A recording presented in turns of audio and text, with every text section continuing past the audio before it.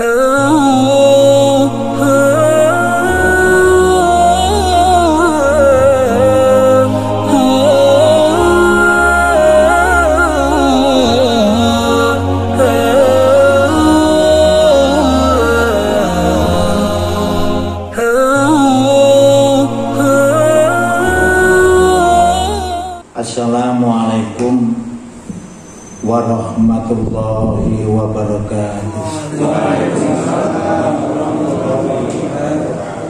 Alhamdulillahi rabbil alamin. Wassalatu wassalamu ala asrofil mursalin wa ala alihi wa ashabihi ajma'in. Asyhadu an la ilaha illallah wa asyhadu anna Muhammadan abduhu wa rasuluh. Allahumma sholli ala Muhammad wa ala ali Muhammad, amma ba'du. Kaum muslimin wal muslimat rahimakumullah, alhamdulillah kita panjatkan rasa syukur kita kehadirat Allah Subhanahu wa taala yang telah memberikan kekuatan kepada kita semuanya sehingga pada malam hari ini kita dapat menghadiri majelis taklim. Mudah-mudahan silaturahim pada malam hari ini senantiasa bermanfaat di dunia wal akhirah.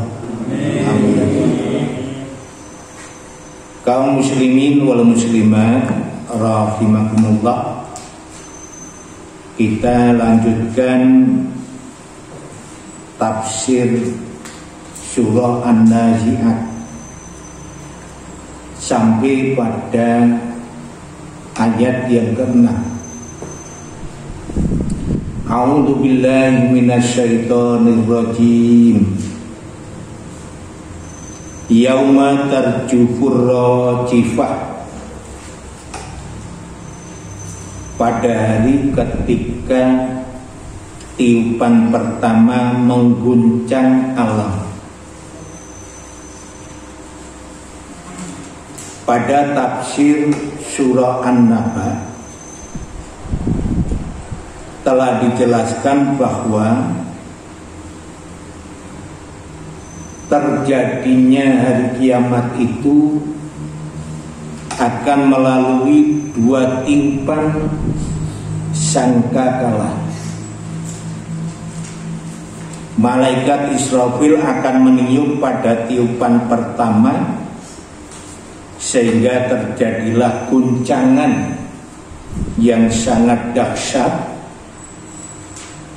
Maka Allah mengatakan bahwasanya bumi ini akan diguncang oleh Allah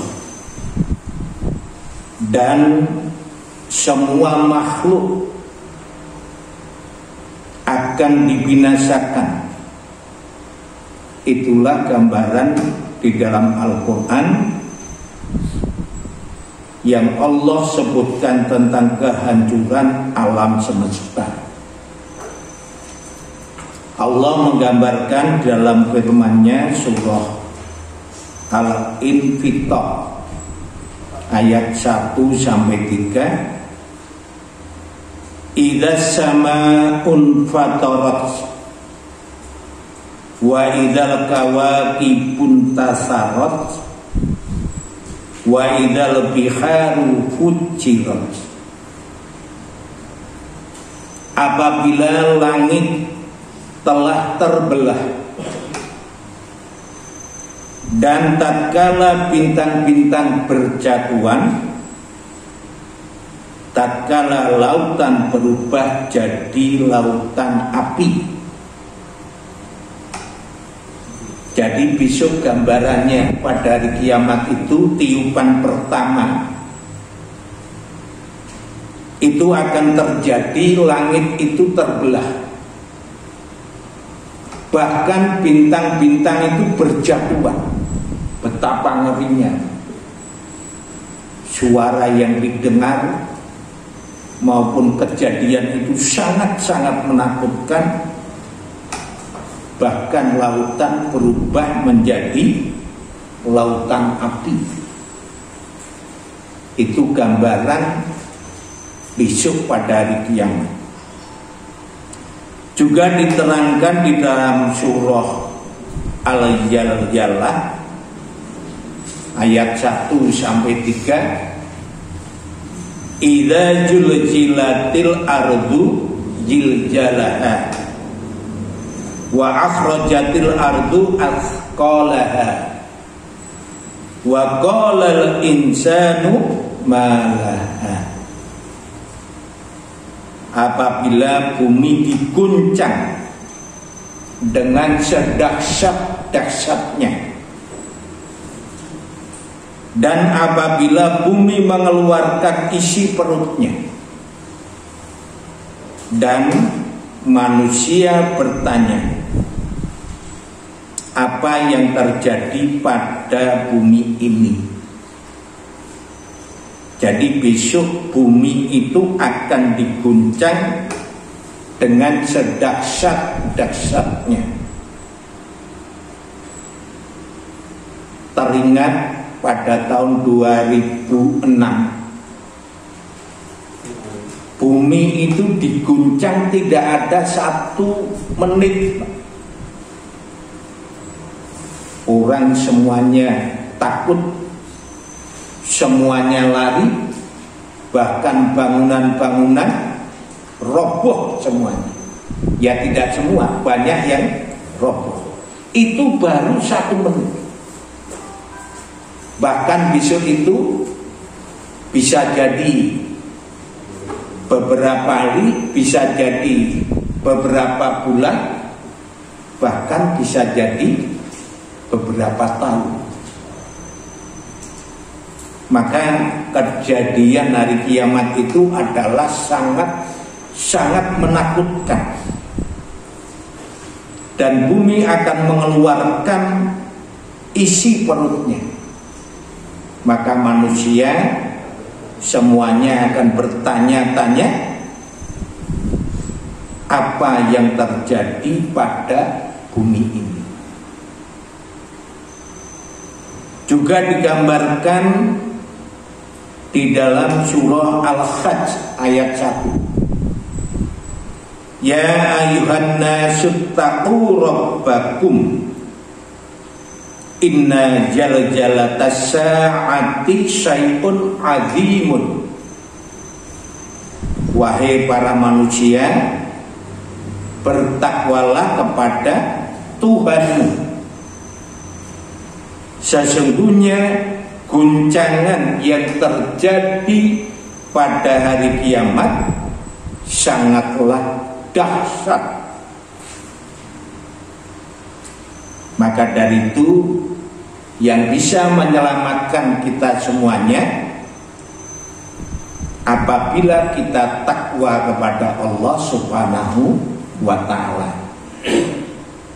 Garis besarnya kita melakukan apa yang diperintahkan oleh Allah Subhanahu wa ta'ala dan Rasulullah Muhammad sallallahu alaihi wasallam, serta menjauhi apa yang telah dilarangnya.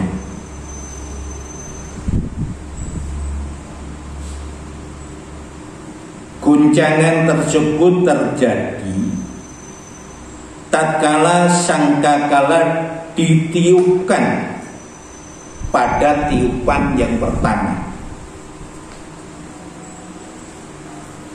Juga Allah Subhanahu wa ta'ala berfirman dalam surah Az-Zumar,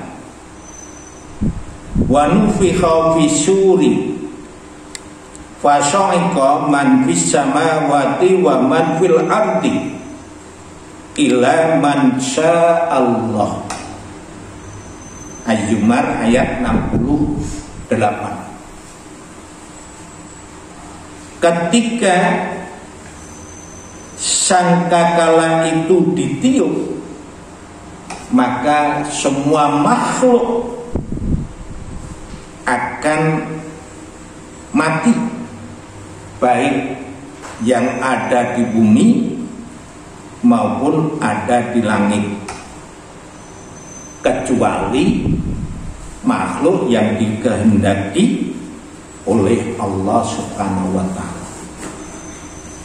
Jadi gambaran besok pada hari kiamat itu dengan tiupan yang pertama, terjadinya guncangan-guncangan yang luar biasa, terjadinya gunung-gunung akan berterbangan, laut akan meluap, bahkan meluap api. Kemudian orang-orang itu akan meninggal dunia. Orang-orang itu atau semua makhluk, tidak hanya orang, akan mati kecuali makhluk yang masih diizinkan hidup oleh Allah Subhanahu wa Ta'ala. Kalau kita pikir, sebetulnya tiupan itu sesuatu yang ringan, sesuatu yang ringan yang menimpa kepada manusia. Akan tetapi sekali tiupan, manusia sedunia akan mati semuanya. Bahkan makhluk Allah sedunia akan mati. Itu Allah menunjukkan kekuasaannya dan memberikan pelajaran bahwa makhluk Allah itu sangat lemah. Jadi hanya sekali tiupan, semua makhluk yang ada di langit dan di bumi mati semua. Hanya sekali tiupan. Itu menunjukkan kekuasaan Allah Subhanahu wa Ta'ala. Allah Maha Besar. Dan juga sebetulnya para makhluk itu adalah sangat lemah. Tidak ada kekuatan kecuali dari Allah Subhanahu wa Ta'ala. Kemudian dilanjutkan ayat yang ke-7, tadba'u harratifah, diikuti dengan tiupan yang kedua. Di dalam tiupan yang kedua inilah manusia akan dibangkitkan dari alam kubur. Tadba'u harratifah. Semua makhluk Allah, bahkan kalau menurut hadis-hadis Rasulullah, binatang pun akan dibangkitkan, akan menghadapi Allah dengan seadil-adilnya.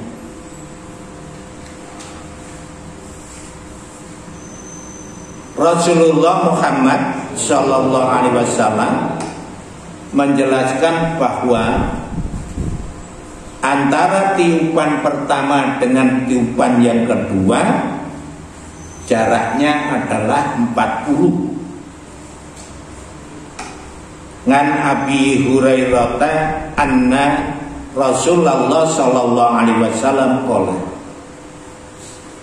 ma bainan nafkhataini arba'una. Di antara dua tiupan itu 40 jaraknya. Qalu, para sahabat bertanya, ya Aba Hurairah, arba'una yauman. Wahai Abu Hurairah, 40 itu apakah 40 hari? Qala abaitu. Abu Hurairah menjawab, saya tidak bisa memastikan. Qalu arba'una syahron. Para sahabat bertanya, apakah 40 bulan? Qala, apa itu? Saya tidak bisa menjelaskan. Qalu arba'una sanatan. Mereka para sahabat bertanya, yang dimaksud 40 itu apakah 40 tahun? Qala, apa itu? Abu Hurairah berkata, saya tidak bisa memastikan. Jadi tiupan pertama dengan tiupan yang kedua, para makhluk Allah itu dibangkitkan dari alam kubur, jaraknya adalah 40. Tapi tidak dijelaskan apakah 40 hari, apakah 40 bulan, apakah 40 tahun. Kemudian Rasulullah melanjutkan sabdanya, summa yunjilullahu minas sama'i ma'an fayambutuna kama yambutul baqlu walaisa minal insani syai'un illa yabla illa agman wahidan wa huwa ajbud dzanabi wa minhu yurakkabul khalqu yaumal qiyamah. Hadis diriwayatkan oleh Bukhari dan Muslim. Kemudian Allah menurunkan dari langit air, maka manusia pun tumbuh sebagaimana tumbuhnya sayur mayur dari tanah, dan tidak tersisa suatu pun dari tubuh manusia kecuali akan sirna, kecuali satu tulang, yaitu ujung tulang ekor. Dari tulang tersebutlah disusun makhluk pada hari kiamat. Jadi besok kita bangkit dari alam kubur yang tadinya sudah menjadi tanah, bahkan bercampur, tidak jelas ini tulang atau tanah, karena mungkin sudah beribu-ribu tahun. Tetapi menurut penjelasan Rasulullah Muhammad Sallallahu Alaihi Wasallam, besok manusia itu akan disusun kembali melalui ujung tulang ekor. Maka ujung tulang ekor menurut hadis-hadis Rasulullah itu tidak akan termakan oleh bumi. Jadi kita semuanya akan dibangkitkan, baik jasmani maupun rohani, dalam keadaan telanjang, dalam keadaan tidak memakai alas kaki, dan bapak-bapak dalam keadaan tidak supit. Supit itu apa? Dadi panjenengan bijak kuncluk malih. Besok pada hari kiamat akan menghadap Allah Subhanahu wa ta'ala, bahkan tidak ada tarjamahnya, langsung menghadap Allah Subhanahu wa ta'ala. Pernah ditanyakan kepada Rasulullah, ya Rasulullah, apakah kami besok menghadap Allah itu akan melihat secara jelas? Maka Rasulullah menjawab, apakah kamu pernah melihat bulan purnama yang tidak ada awannya? Pernah Rasulullah. Seperti itulah kamu akan melihat Allah dengan sangat jelas. Jadi besok itu kita akan langsung berhadapan dengan Allah. Kalau melihat sebelah kanan, amal kebaikan kita. Melihat sebelah kiri, amal yang tidak baik yang telah kita lakukan di dunia. Melihat ke muka adalah api neraka. Maka bertakwalah kepada Allah, jagalah api neraka walaupun dengan separuh kurma, dengan bersedekah dengan separuh kurma. Besok kita akan dibangkitkan dari alam kubur berupa jasmani dan rohani. Ayat yang ke-8, qulubu yauma idzin wajifah. Hati manusia pada waktu itu sangat ketakutan. Jadi pada yaumul ba'ats itu baik orang iman kula panjenengan sami akan merasa takut. Para nabi pun juga akan merasakan ketakutan. Apalagi orang kafir. Jadi ketakutannya itu juga bertingkat menurut amal kebaikan ketika di dunia. Maka orang kafir itu sangat-sangat ketakutan, dan dia sangat parah takutnya karena baru menyadari bahwa hari kebangkitan itu betul-betul terjadi. Yang tadinya diingkari ternyata terjadi. Maka di dalam Al-Quran itu dijelaskan, wa nahsyurul mujrimina yauma idzin zurqa. Dan orang-orang yang berbuat dosa pada hari itu akan dikumpulkan dalam keadaan wajah yang biru muram. Jadi orang-orang kafir besok pada hari kiamat, pada yaumul ba'ats, dibangkitkan itu dalam keadaan wajah yang biru.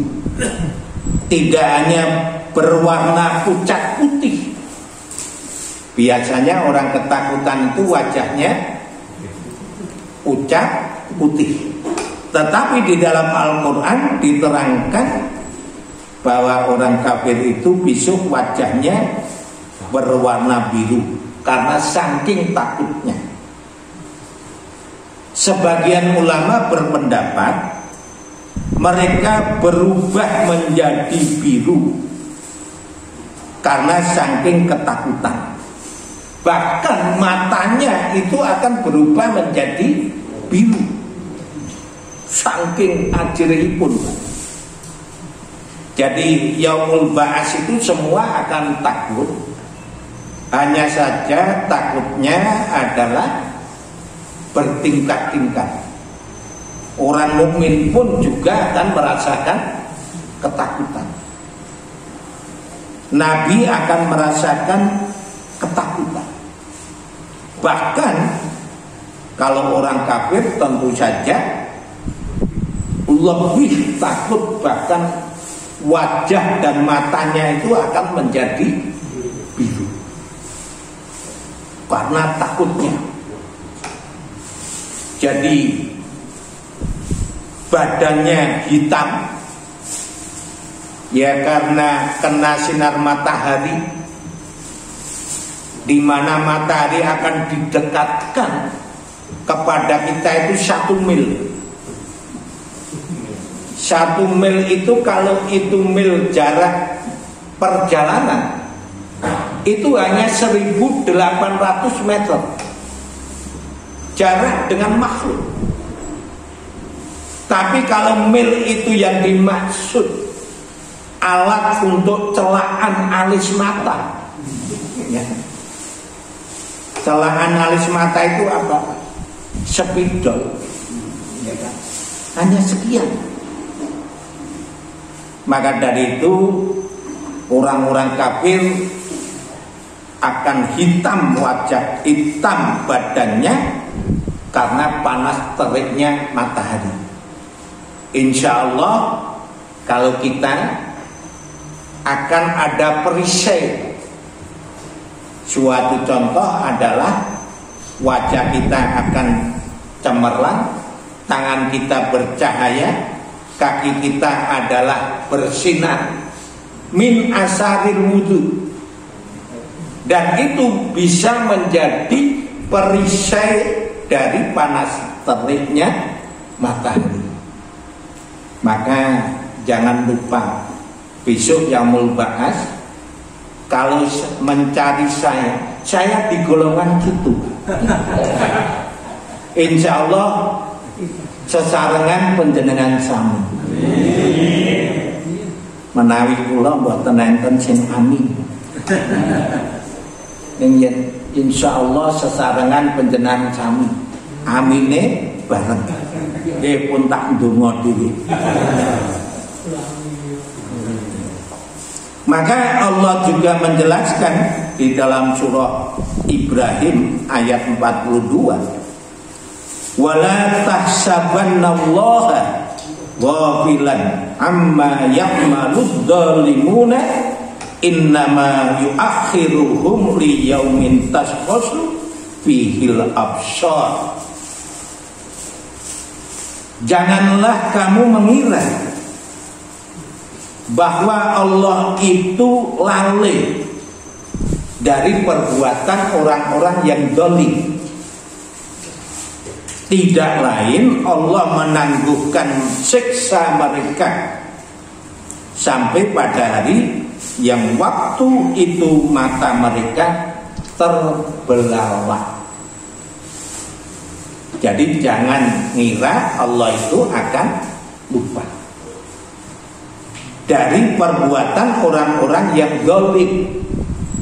Allah menangguhkan siksanya sampai hari kiamat, karena siksa di dunia itu adalah siksa yang paling ringan. Maka orang-orang yang zalim, seperti orang yang korupsi, itu zalim, mendolimi kepada rakyat Indonesia, gitu. Orang yang hutang tidak melunasi itu juga zalim. Orang yang menganiaya orang lain itu kalau belum dimaafkan di dunia, belum selesai urusannya di dunia, maka urusannya akan sampai di akhirat. Allah akan memberikan siksa yang sangat pedih. Siksa yang paling ringan kemarin sudah saya sampaikan adalah siksanya Abu Thalib. Siksa yang paling ringan itu besok Abu Thalib dikasih 2 sepatu, kalau dipakai langsung otaknya umur. Itu yang paling ringan. Orang neraka menyangka itu siksa yang paling berat, tetapi sebenarnya itu adalah siksa yang paling ringan. Na'udzubillahi min dzalik. Wa afidatuhum hawa, di dalam surah Ibrahim, dan dadanya itu kosong. Orang-orang kafir besok itu pada yaumul ba'ats, dada sana itu kosong, jantungnya tidak ada. Jantungnya naik, Pak, karena takutnya. Kalau kejadian itu sangat luar biasa, itu memang sangat menakutkan. Bahkan jantung di dalam dada itu sudah tidak ada, bahkan naik ke atas, maka dadanya kosong. Kemudian ayat yang ke-9, absaruha khashi'ah, pandangannya adalah menunduk, semua akan pandangannya menunduk. Dan kemudian orang-orang kafir mengatakan, yaquluna a inna lamarduduna fil khafirah. Orang-orang kafir itu mengatakan, apakah sesungguhnya kita benar-benar akan dikembalikan kepada kehidupan semula? Karena dia tidak yakin adanya yaumul ba'ats. Karena apa? Dia yaumul ba'ats itu tidak masuk akal menurut orang kafir. Menurut orang musyrik, orang itu sudah menjadi tanah, sudah bercampur tanah, tidak jelas tulang mana, tanah mana.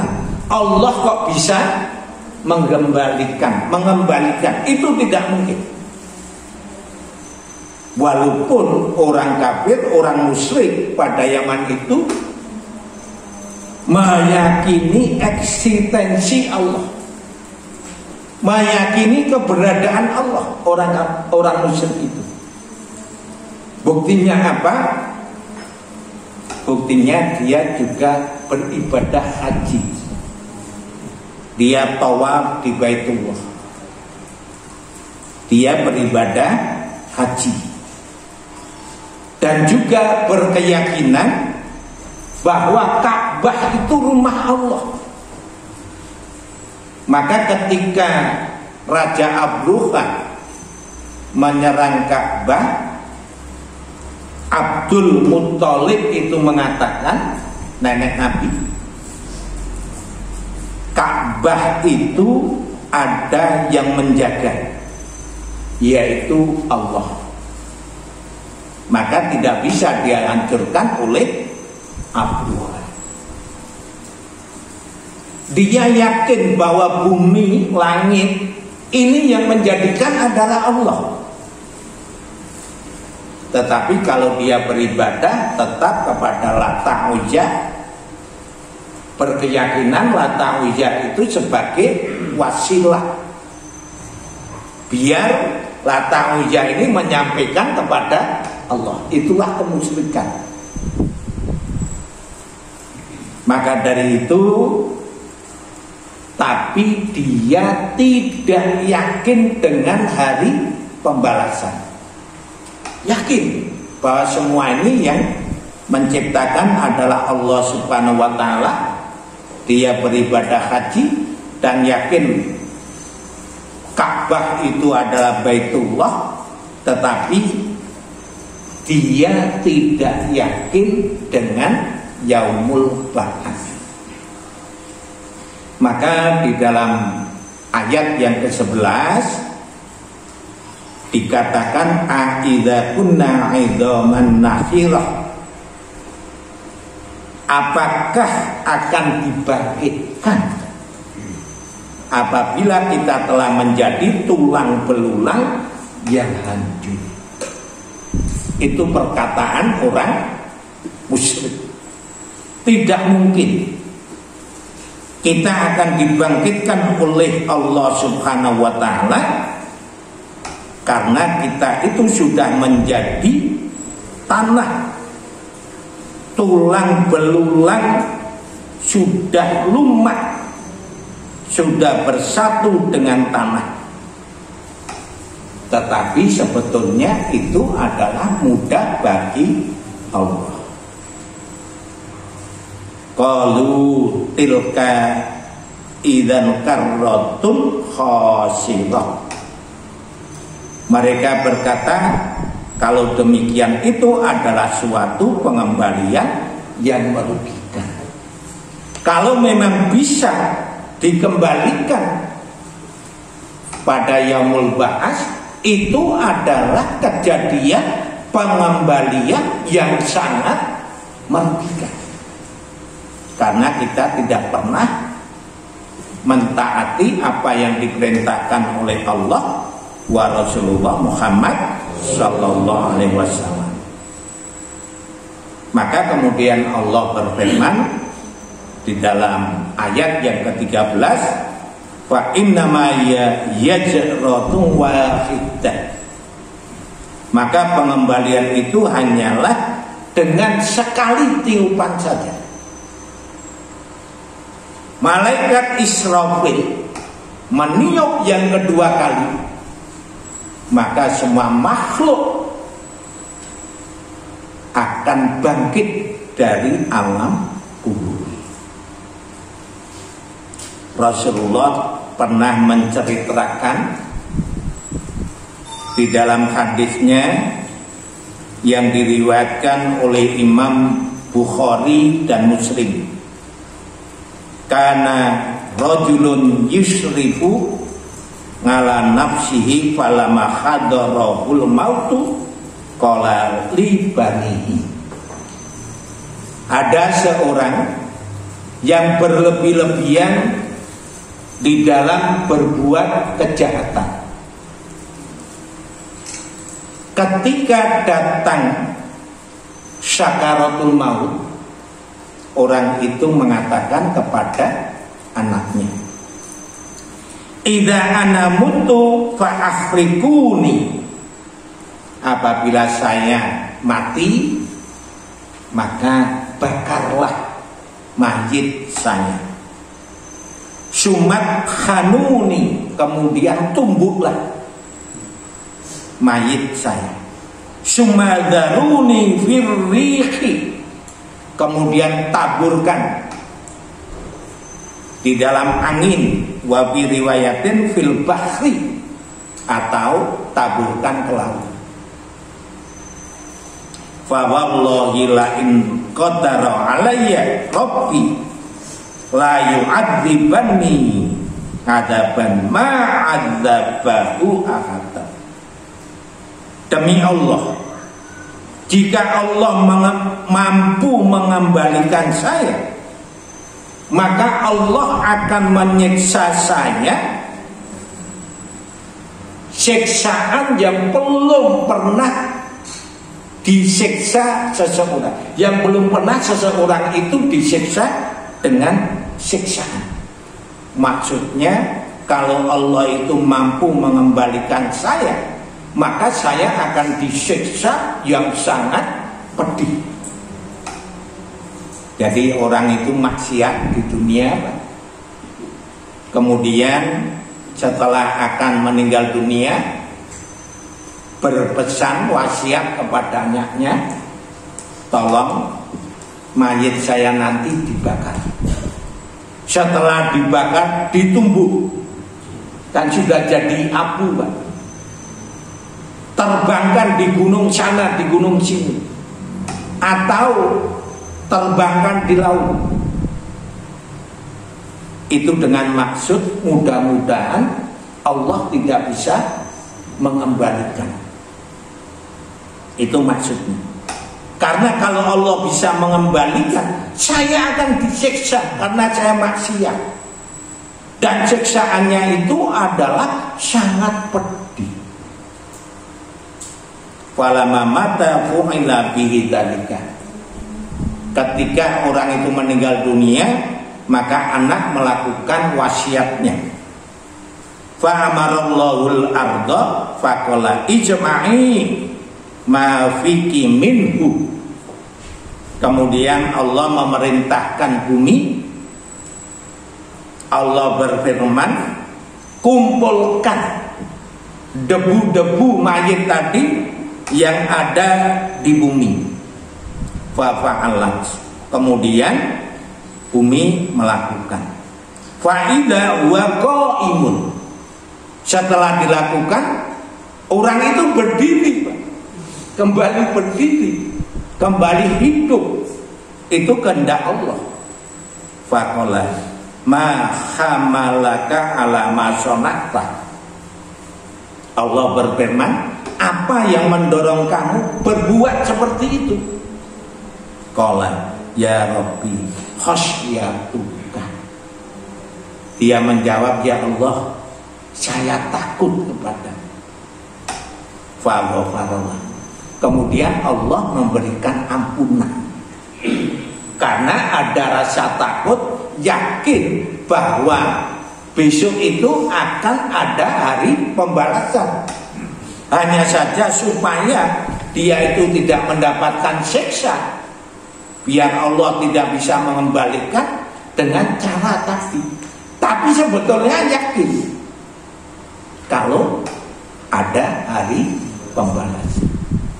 Ya, mudah-mudahan kita yakin iman dengan hari pembalasan. Mudah-mudahan dosa-dosa kita diampuni oleh Allah Subhanahu wa ta'ala. Yang terakhir, fa'idahum bisahirah.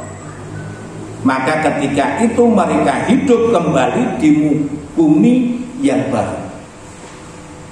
Jadi setelah yaumul ba'ats, orang-orang atau makhluk itu dibangkitkan dari alam kubur itu, buminya sudah berganti.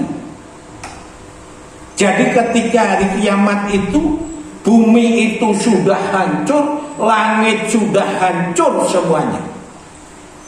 Maka diganti bumi yang baru, diganti langit yang baru.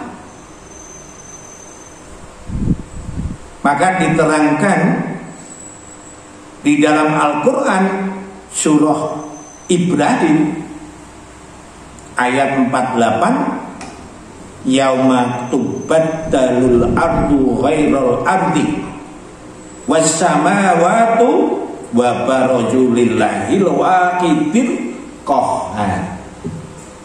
Pada hari itu bumi diganti dengan bumi yang lain, langit diganti dengan langit yang lain, dan manusia akan berkumpul di padang mahsyar menghadap Allah yang Maha Esa dan Maha Perkasa.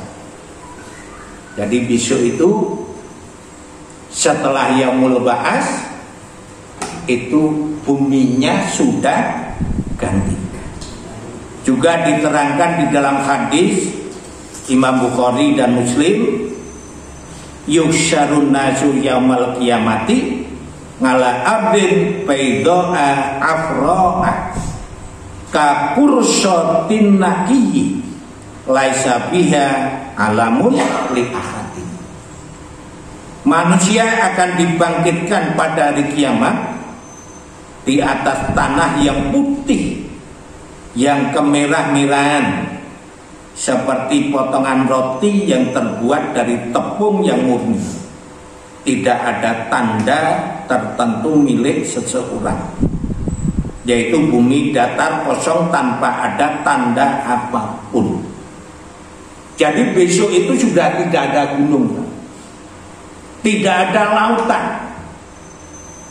semuanya datar, tidak ada tanda-tanda apapun. Kita akan menghadap Allah Subhanahu wa ta'ala, kita di padang mahsyar, dibangkitkan dari alam kubur. Mudah-mudahan kita semuanya digolongkan oleh Allah Subhanahu wa ta'ala termasuk golongan orang-orang yang takwa, kemudian selamat di dunia wal akhirah. Saya kira cukup sekian, kurang lebihnya mohon maaf. Assalamualaikum warahmatullahi wabarakatuh.